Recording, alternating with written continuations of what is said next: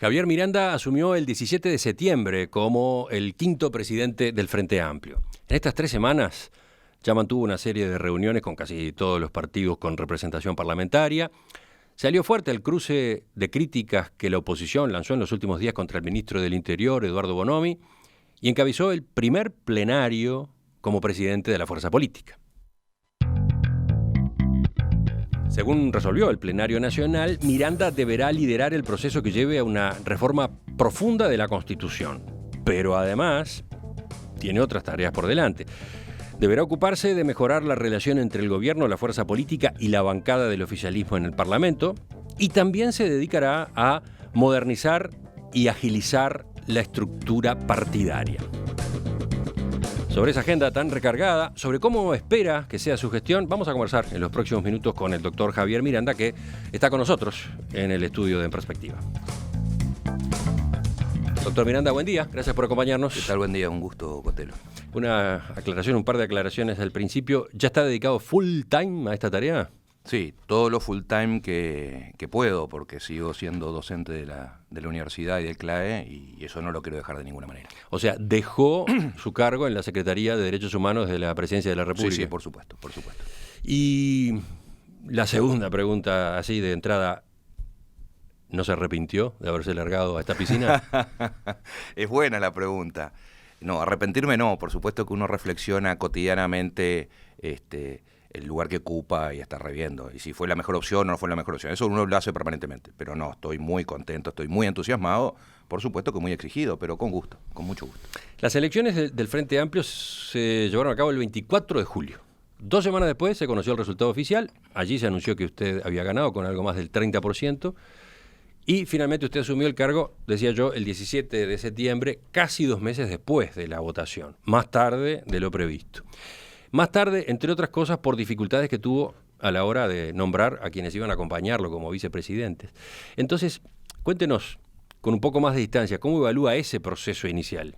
¿El proceso de elección del equipo o el proceso de la elección del 24 de julio? No, de aquello ya hablamos. No, cuando recién se confirmó que había ganado las elecciones internas del Frente, yo había planteado asumir el 17 de septiembre.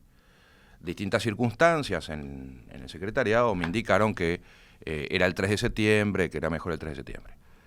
Al 3 de septiembre yo no llegué a la conformación del equipo, estaba realizando diálogos con las distintas fuerzas y movimientos que integra el Frente Amplio y no había llegado a conformar el equipo. Entonces planteé lo postergo para el 17, no más que eso. Yo ¿esperaba encontrarse con resistencias, con esas resistencias que encontró en el Frente Amplio? Pero que no encontré tan fuerte resistencia. A ver, rápidamente acordé con prácticamente todos los sectores. Es claro que no acordé en su momento con el Partido Comunista, porque mi idea original, yo quiero recordarlo, era que el senador Marcos Carámbula, del espacio 1001, fuera el secretario político del Frente Amplio. Fuera mi secretario político, además. Y eso no se logró finalmente. Luego de 15 días, más o menos, 20 días de tratativas, finalmente Carámbula me plantea que no está en condiciones de asumir la Secretaría Política, con lo cual me cambia la ecuación. Y luego empiezo a dialogar nuevamente con los compañeros del Partido Comunista, y hasta hoy no llegamos a un acuerdo de una persona que integre el equipo de vicepresidencia. Pero ahí eso está. El Partido Comunista no ocupa ninguno de los cargos de vicepresidente. Por el momento no, pero eso está bien. ¿Y eso le preocupa? A ver, más que preocuparme, a mí me gustaría realmente tener en el equipo de la presidencia, que es el equipo cotidiano, ¿no? Es el equipo que uno consulta diariamente y está construyendo permanentemente la imagen del Frente y la discusión en el Frente. Me gustaría contar con esa sensibilidad de uno, sea el Partido Comunista, sea el Espacio 1001, Frente Izquierda de Liberación o Espacio 1001. Yo quiero tener esa voz muy cerca en la cotidiana. Creo que es absolutamente necesario. Si no, es jugar con menos jugadores los que uno tiene en el plantel y que valdría la pena tenerlos todos. ¿Y de qué depende? No, de seguir conversando. Yo creo que lo vamos a solucionar rápidamente. Sí. ¿Qué es lo que está trancando el acuerdo? No, nada, encontrar un nombre que nos conforme a todos. El Partido Comunista me hace en su momento una propuesta de una persona que es excelente persona, no tengo nada que decir de la persona, pero no me la imaginaba en mi equipo. Uno cuando arma equipo también tiene temas de afinidades, de afinidades humanas, cotidianas. El nombre que me planteó en aquel momento el Partido Comunista a mí no me satisfacía, no me lo veía dentro del cuadro. Un excelente compañero, pero no lo veía dentro del cuadro. Y le dije, yo prefiero que no. Punto. Y ahí se terminó la conversación. Vamos a repasar quienes lo acompañan como vicepresidentes. José Carlos Maía, de Asamblea Uruguay, Sandra Lasso, del MPP, Blanca Elgart, del Partido Socialista. ¿Por qué eligió esos nombres? A ver, uno tiene el gran mapa que uno se puede hacer dentro del Frente Amplio, con el debido respeto a todos los grupos que tienen menos presencia electoral cuantitativamente. Uno puede decir, hay 4 grandes espacios, 4 grandes familias, 4 grandes corrientes dentro del Frente Amplio. Una expresada por el espacio 609, MPP, en fin. Otra expresada por la 1001, Partido Comunista, Frente Izquierda de Liberación. Otro espacio del Partido Socialista. Y otro gran espacio del Frente Liber Sereñe. Es un esquema, obviamente. Dentro de eso hay enormes matices, hay sectores, incluso el sector del vicepresidente de la República, que no estaría considerado en estos grandes espacios, pero o la vertiente artiguista, o el Partido por la Victoria del Pueblo, Casa Grande, esos van jugando, digamos, acercándose a los sectores. Entonces, esa era la gran definición. Yo quería, en mi equipo cotidiano, que insisto, es un equipo que uno escucha, que tuvieran todas esas sensibilidades expresadas. Esto no quiere decir que sean representantes de los sectores, no, son personas de mi confianza, que me ayudan a tener la sintonía de los distintos sectores y me generan los puentes con los sectores. El Frente Amplio es una coalición de partidos y a la vez movimiento. Ahora, no puedo salvo José Carlos Maía, que es conocido y tiene una trayectoria larga en el Parlamento, Sandra Lasso, Blanca Elgart, son nombres, ¿cómo decirlo?, sorpresivos para mucha gente, ¿no? Mi pregunta es, teniendo en cuenta que usted mismo no es un dirigente de trayectoria como dirigente dentro del Frente Amplio, sí, ¿a la dirección que armó no le termina faltando peso político? No, yo creo que no, que en absoluto. El peso político lo tiene el presidente del Frente Amplio por su votación, por su respaldo de los Frente Amplistas, y el peso político lo tienen los sectores.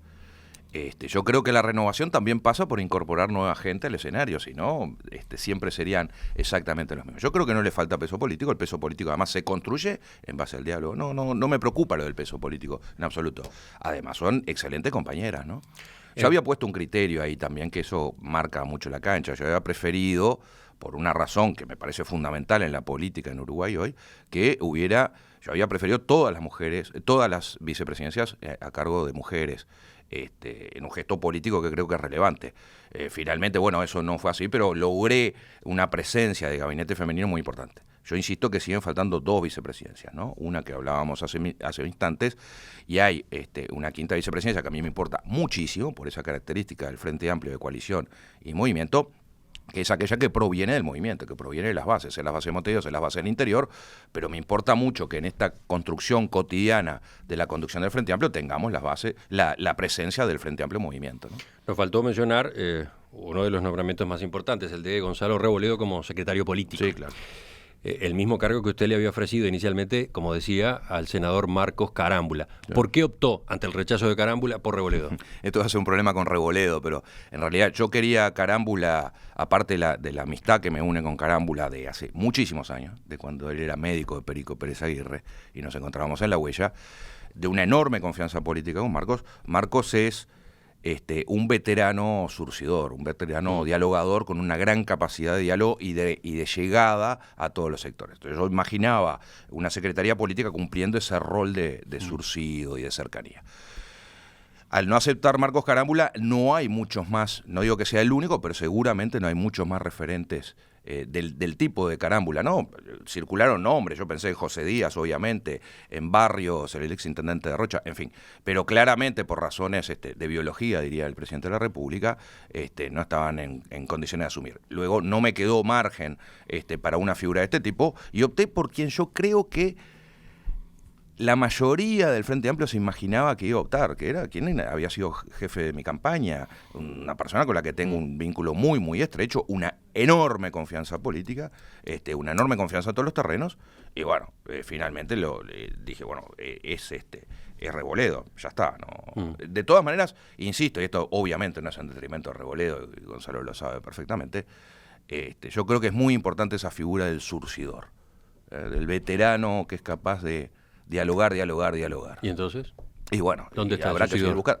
Y por ahora vengo haciéndolo yo, pero habrá que seguir buscándolo. En los últimos días, Reboledo fue protagonista de otra de las polémicas que hemos tenido. En su caso, por haberse presentado con un título que no obtuvo, aunque sí cursó la carrera, ¿no? Sí. Licenciado en Sociología. Reboledo pidió disculpas, explicó que no había sido él quien había puesto ese dato en su currículum. ¿Qué evaluación hace de este episodio en concreto? La primera evaluación es que hay un error, ¿no? Sin duda. O sea, Reboledo comete un error. Es cierto que él manifiesta, y quien efectivamente pone en LinkedIn, en WordPress, la presentación de él como sociólogo. No me refiero al documento oficial, porque esto es un pedido de licencia extraordinaria que hace un funcionario de la Intendencia de Montevideo, y no era Reboledo. Me parece que es absolutamente relevante. Hay un error y no hay que minimizarlo. Y esos errores tienen que ver, más allá de la anécdota, con el tema de la confianza de la conducción política en la sociedad. Ese es el tema de fondo. Entonces no perdió credibilidad Reboledo. Bueno, espere, déjeme seguir el razonamiento, no me apure. Reboledo yo creo que reacciona bien. No solo dice, acá hay un error, asume el error y pide disculpas, cosa que me parece que hay que hacer, y está bien, eso es reaccionar bien, con sobriedad además, y además presenta la renuncia. Yo no le acepto la renuncia. Yo no le acepto la renuncia porque ahí evalúo. Aquí hay varios factores. Hay un factor que me parece fundamental, que es no ser funcional a la política escándalo. Francamente, ¿no? Yo creo que estamos... Hoy hay un artículo muy interesante de Soledad Platero hoy en La Diaria sobre el tema del camiseteo. Estamos asistiendo, en la sociedad del espectáculo de que habla Vargas Llosa, estamos asistiendo en Uruguay lamentablemente a una incipiente política del escándalo. Todo se convierte en un gran escándalo, y yo creo que no hay que ser funcional al escándalo. Francamente, creo que hay que disparar el escándalo. Esta noticia salió en un programa, uno no recoge al bocón, ¿no? El bocón vive armando escándalo, pero no lo recoge. Pero sin embargo, algunos programas tiran estos bolazos, que además evidentemente no va contra Reboledo, ¿no? ¿Por qué sacar esta noticia ahora? A mí en general no me gusta juzgar intenciones, pero tampoco puedo ser tonto de no ver dónde está. Yo creo que esto viene jugado a pegarle a la presidencia del Frente Amplio, no a Javier Miranda, a la presidencia del Frente Amplio. Entonces yo no quiero ser funcional a eso de ninguna manera. La falta, yo entiendo que efectivamente es una falta, pero como el compañero reacciona bien, y ante la situación yo prefiero mantenerlo en el cargo y asumo la responsabilidad. Sin duda creo que hay un error y me preocupa la confianza. Este es el tema de fondo, la confianza en la política. Y el ejercicio del escándalo no ayuda a la confianza en la política, ¿sí? Y este es el problema de fondo, que es el que hay que discutir, no si Juan o María. Pero ¿cómo se entiende que se hayan dado tantos casos de este tipo en el Frente Amplio? Pero en todos lados, no solo en el Frente Amplio. Pero el Frente Amplio es el que está en el claro, gobierno. y es condenable, y yo creo que no es aceptable, y creo que hay que salir a decir claramente, miren, esto no puede ser. Y el caso Sendik, a continuación viene era inevitable, ¿no? Por supuesto, era inevitable. Era inevitable. Licenciado en genética humana, ese es el título con el que se presentó durante años en su currículum, en apariciones públicas. Usted hasta ahora no se pronunció, alegó que el tema estaba en manos de la justicia, pero algo me parece que ya a esta altura debe poder decir, ¿no? A ver, yo he hablado mucho de este tema, es más, me tiene un poquito fastidiado, porque justamente creo que terminamos discutiendo no lo que hay que discutir, que es el tema de fondo, que es el de la confianza en la política. Lo que está en juego es la confianza en la política, no el título, el no título. No está ahí la cuestión. La cuestión está en cómo los actores políticos, en general los actores sociales, no solo los actores políticos, todos los actores sociales, asumimos nuestra responsabilidad y transmitimos confianza a la población, que la población pueda confiar en los que circunstancialmente ejercemos puestos de conducción en la sociedad en algún momento. Yo creo que hay un error, sin duda, en el planteamiento de Sendik. Creo que debió haberse asumido la situación. No logro despejar quiero ver ahora qué pasa con el fallo de la justicia penal, pero creo que hay un error. Ahora, ¿pero eso cambia justifica algo el fallo de la justicia penal? Sí, a ver. Una cosa, ahí hay otro tema suponiendo sumamente que se resuelva que no cometió un delito. ¿La sustancia no es la misma? No, la sustancia no es la misma, porque la sustancia del delito y la sustancia del derecho y la sustancia de la moral no son la misma cosa. Bueno, ¿y a usted como presidente del Frente Amplio le interesa lo jurídico o lo moral? Las dos cosas, pero lo que voy a reconocer es que no hay una moral única. A ver, despacio, porque esto puede generar, ya me veo los títulos y ahora se van a divertir con algún título, Miranda no reconoce que haya una moral, etcétera, ¿no? No, yo lo que digo es, nosotros los seres humanos inventamos el derecho para cortar la discusión moral. ¿Por qué? Porque en términos morales no nos vamos a poner de acuerdo. Sí, seguramente nos vamos a poner de acuerdo en un principio moral básico que es común a todos, pero que no es sustancial, pero creo que hay un consenso de la sociedad. La moral es un consenso de valores, ¿sí?, que tenemos en un sistema normativo, ese sistema normativo moral, que puede ser social o no. La mentira, ¿sí?, es un valor moral negativo que todos reconocemos. Y ese es un problema. En eso estamos todos de acuerdo. Acá estamos ante una mentira. Espere. Pero nosotros generamos el derecho para evitar la discusión en terreno moral. En el terreno jurídico, aquí no... Bueno, voy a esperar el fallo de la justicia. Y me parece que es relevante porque eso es lo que nos ordena como sociedad. No es la moral la que nos ordena como sociedad, es el derecho el que nos ordena como sociedad. Pero hay Luego, otro plano que es el político. Por supuesto. Bueno, pero ese es un tercer plano. Derecho, moral y política son 3 planos de análisis. No se confunden. Y en el terreno político, y yo lo dije, tuve un intercambio con Antonio Ladra, con el periodista de Canal 12, creo que es, en el terreno político es opinable. Yo, francamente, no creo que en esta circunstancia la institucionalidad de vicepresidencia de la República esté en juego y que el vicepresidente de la República tenga que renunciar de ninguna manera. Aún, sobre todo si no hay condena judicial. Moralmente uno podrá juzgar y hay tomas de decisiones y eso se juzga políticamente. Se juzga políticamente en oportunidad de determinar las elecciones. Pero usted es presidente del Frente Amplio ahora.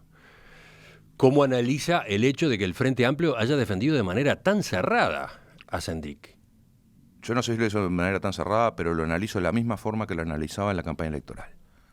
Yo creo que aquella resolución del Plenario Nacional, donde no solo respalda a Raúl Sendik, sino que acusa a la prensa de una gran manipulación, es un error.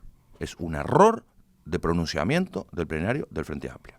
Yo en aquel momento no estaba en el plenario, no era presidente de la fuerza, por eso lo puedo decir desde afuera. Hoy no lo podría decir, hoy debería acatar lo que resuelve el plenario, porque el presidente de una fuerza política es representante de la fuerza política, no solo de sus ideas personales, no debe serlo de sus ideas personales. En aquel momento el plenario yo creo que se equivocó, que el pronunciamiento es infeliz, no debió haber salido. Tanto así que muchos de los que integraron el plenario luego dijeron públicamente, entre otras cosas, se nos fue la moto, no debimos haberlo hecho. Yo creo que evidentemente fue un error. ¿Y qué pasa con la credibilidad de varios dirigentes del Frente Amplio? Pienso en Lucia Topolansky, que dijeron que el título efectivamente existía, hasta que lo habían visto. No, bueno, pero eso, usted pregúntele a Topolansky por qué dijo eso, cuáles fueron los elementos que manejó. Yo ahí no tengo elementos para decir No, pero lo menciono como ejemplo de eso que llamé recién defensa cerrada, cuando en realidad este es un episodio que se arreglaba pidiendo disculpas, ¿no? Pidiendo disculpas. Probablemente, por eso digo, pero a ver, usted comprenderá, Cotelo, que para mí es una situación difícil. Como presidente del Frente Amplio, yo hubiera actuado de otra manera, ¿sí? Y sigo reafirmando que la credibilidad es básica en la política. La política y la sociedad se basa en buena medida en la confianza, ¿sí? Y aquello que mina en la confianza le hace muy mal a la política. Eso es un hecho. Entonces, políticamente, yo creo que se debió haber manejado de otra manera. Pese a que lleva menos de un mes en el cargo, el nuevo presidente del Frente Amplio ya ha tenido un protagonismo fuerte en la agenda política. Los temas que lo han tenido ocupándose son muchos y variados. Estamos recorriendo algunos de ellos esta mañana en esta entrevista. Doctor Javier Miranda, vamos a esta semana, ubiquémonos en esta misma semana. El miércoles usted encabezó una presentación del Frente Amplio ante la prensa para responder a los cuestionamientos, a los nuevos cuestionamientos que se han realizado desde la oposición al ministro del Interior, Eduardo Bonomi. Luego, sobre todo, del hecho del sábado pasado, un nuevo homicidio, concretamente en Carrasco Norte, cuando fue asesinado un hombre que salió en defensa de una amiga suya que estaba siendo rapiñada.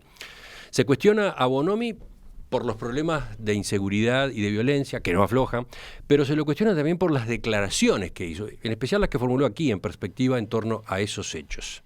Yo muchas veces dije, aquel que lo están rapiñando de forma armada, con un arma ostensible a la vista, bueno, me parece que no es conveniente resistirse.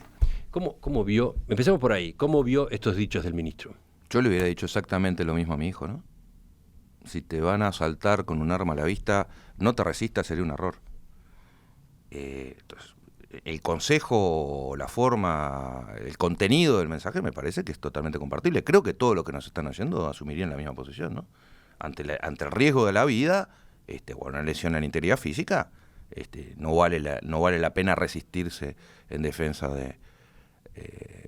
del hecho de indignación o incluso por razones económicas o cosas por el estilo. En eso podemos estar En eso estamos todos de acuerdo. La oportunidad pregunta es claro. si ese era el momento bueno, para decir está eso. Bien. Pero yo no, está bien, puede ser que no. Pero no quiero adentrarme porque tampoco me quiero convertir en un juzgador universal de lo que dicen o dejan de decir algunas personas. Probablemente uno no hubiera hecho esas manifestaciones en el momento y mucho menos siendo ministro, en fin. Eso es absolutamente opinable. Pero el contenido me parece bien. Ahora, lo que hay acá es un tema mucho más serio, que es lo que hay que discutir, y por eso insisto con el artículo que mencionaba recién de la Diaria de mañana. Hay un tema central de la violencia en la sociedad. Ese es el tema, creo yo, realmente preocupante en nuestras sociedades hoy. La razón de la creación del Estado, el Estado es un artificio, ¿no? Es un invento humano, que los contractualistas hablaban del contrato social, ¿no? ¿Para qué hicimos aquel contrato social jovesiano?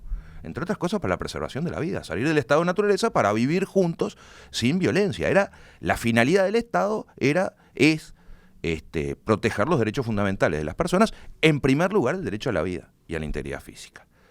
Y todos los mecanismos de la sociedad deberían estar orientados primordialmente a cuidar la integridad física y la vida de las personas. Esa es la finalidad.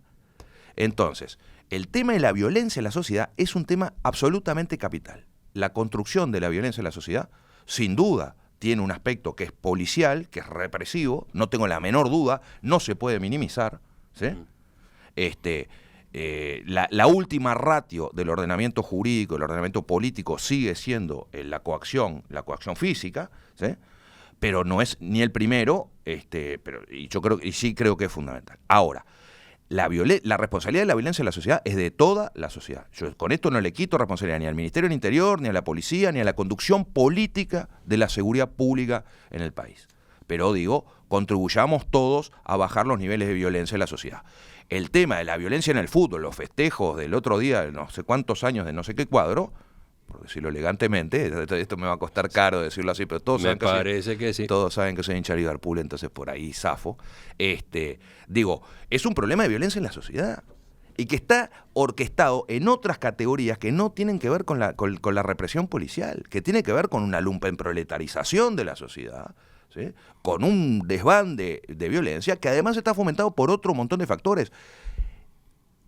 Aquello que decían nuestros padres, la violencia, la televisión, bla, bla, realmente la transmisión de valores durante años y años de que la vida no vale nada, aquello de que hay niños que se parecen a los hombres trabajando, que cantaba Biglietti hace mucho tiempo, estamos recogiéndola ahora, con procesos de marginalización muy severos, con gente que se sale directamente del sistema social. Esas son las preocupaciones centrales. La herencia y sobre eso hay que maldita, discutir. le van a decir. Pero no es herencia maldita. No, porque cambió la forma de violencia y fenómenos de exclusión siempre tuvimos. Yo creo que se profundizaron los fenómenos de exclusión social, ¿sí? Y de salida del sistema. Y lo que hay que hacer es un enorme esfuerzo, ¿sí? De incorporación al sistema. Evitar la forma de exclusión. Toda forma de exclusión es un problema. Ese es el fenómeno del narcotráfico. Mire lo que está sucediendo hoy en México, por favor. Y que no sucedía, y que sucedía, y tal vez suceda todavía hoy, pero en menor escala, en Colombia hace muy poco tiempo. Vaya. Esos son los fenómenos sociales fundamentales, y no si el ministro sí, el ministro no. Me detengo en la declaración que ustedes comunicaron el miércoles. Dice: producto de la voluntad de contar con el aporte de todo el sistema político, el Poder Ejecutivo convocó a todos los partidos a trabajar en conjunto para la construcción de propuestas consensuadas. Y agrega: existen en ambas cámaras propuestas emanadas de ese grupo de trabajo. ¿Existen? Sí, claro, existen. Y se están discutiendo. Y se están discutiendo. Como debe ser, el ámbito de... naufragando algunas de ellas. Bueno, algunas están naufragando, no tanto, se están discutiendo. El propio Frente Amplio discrepa, desde adentro del Frente Amplio se discrepa con iniciativas que el presidente Vázquez considera sí aceptables y convenientes. Esos son los procesos de deliberación de la sociedad. La democracia se construye sobre la base de la deliberación, no sobre la base de la imposición. Yo festejo que se discuta en el Parlamento puntos de vista sobre los proyectos de ley que se están haciendo. Ahora, me parece fundamental. Un saldo así, que ni siquiera sabemos si va a terminar en leyes efectivamente, es un saldo interesante del diálogo. ¿No rindió muy poco ese espacio de diálogo en esta materia? A mí me gustaría que hubiera rendido mucho más. Me hubiera gustado que rindiera muchísimo más. Y creo que hay que volver a intentar ese diálogo.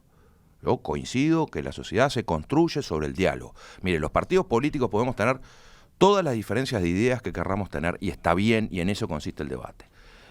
Y ese fue mi gesto de salir a visitar a todos los partidos con representación parlamentaria. Ya los visité a todos. Y es un gesto, permítame el paréntesis, no es un gesto político menor lo que hice apenas asumí. Es el gesto de construcción de democracia. Mire, yo tengo diferencias de ideas con los 3 partidos con representación parlamentaria que hoy están en la oposición. Pero lo que quiero tener es un profundo diálogo entre fuerzas políticas, porque eso es lo que construye la democracia.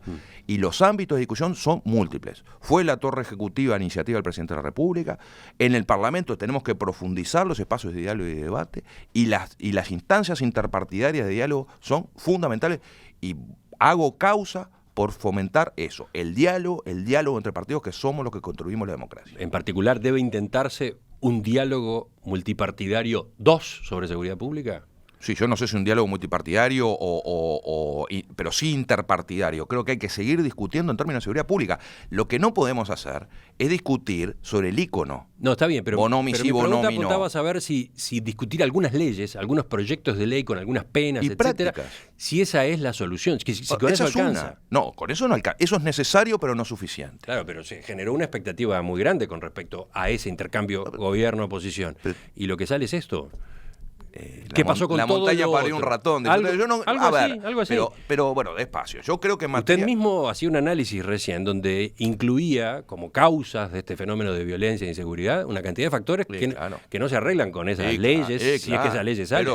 Pero Entonces, principio de las cosas. Yo quiero profundizar los espacios de diálogo, no solo sobre leyes represivas o sobre cómo es la actuación de seguridad pública, sino que tienen que ver con grandes pactos sociales en materia de sociedad, en materia de inclusión social, de cohesión social, que me parecen fundamentales. ¿Le va a proponer Hay que eso discutir. al presidente de la República? ¿Cómo viene No, al su presidente de la intercambio con el República, a presidente? los partidos políticos permanentemente, pero no es Javier Miranda, o sea, yo insisto, esto es la presidencia del Frente Amplio con el Frente Amplio. Por supuesto, doy el debate adentro de mi fuerza política, intento llevar por este lado y generarlo, sí, por supuesto, lo voy a ir generando, voy a intentar propender a eso. Yo creo que la democracia así se construye, francamente. Ahora, lo que no quiero es que me empiecen a sacudir sábanas con fantasmas.